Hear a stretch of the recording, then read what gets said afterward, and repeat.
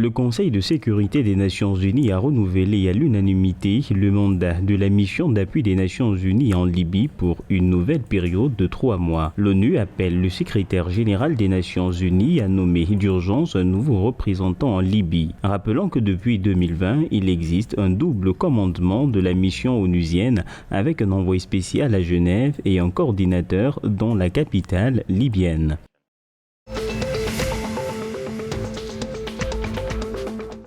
Dans l'optique d'atténuer les effets du chômage, le gouvernement algérien a décidé d'allouer une enveloppe de plus de 80 milliards de dinars au titre de l'allocation chômage. Cette mesure gouvernementale vise à soulager une frange de la population algérienne acculée par une flambée des prix des produits de première nécessité. Aussi, le gouvernement entend faire bénéficier d'une allocation mensuelle de 13 000 dinars et limiter au maximum les protestations dues aux effets de la crise économique.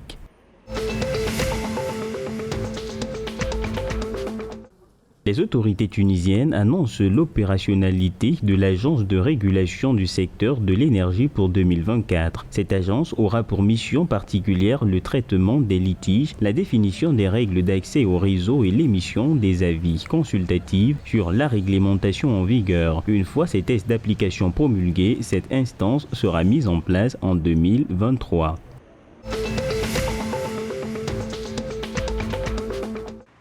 Le gouvernement marocain, le patronat et les syndicats se sont accordés à réduire la condition pour bénéficier de la pension de vieillesse de 3 240 jours d'affiliation à 1 320 jours, de permettre aux assurés de la Caisse nationale de sécurité sociale se trouvant à la retraite de bénéficier de la pension de vieillesse, sans tenir compte des cas où ils n'auraient pas perçu de salaire ou auraient reçu un salaire incomplet. L'État prend en charge les frais d'une offre qui contribuera à réduire le coût des salaires des travailleurs domestiques auprès de leurs employeurs dans le but de favoriser une meilleure adhésion des femmes actives au marché de l'emploi et d'augmenter le rythme de leur activité économique.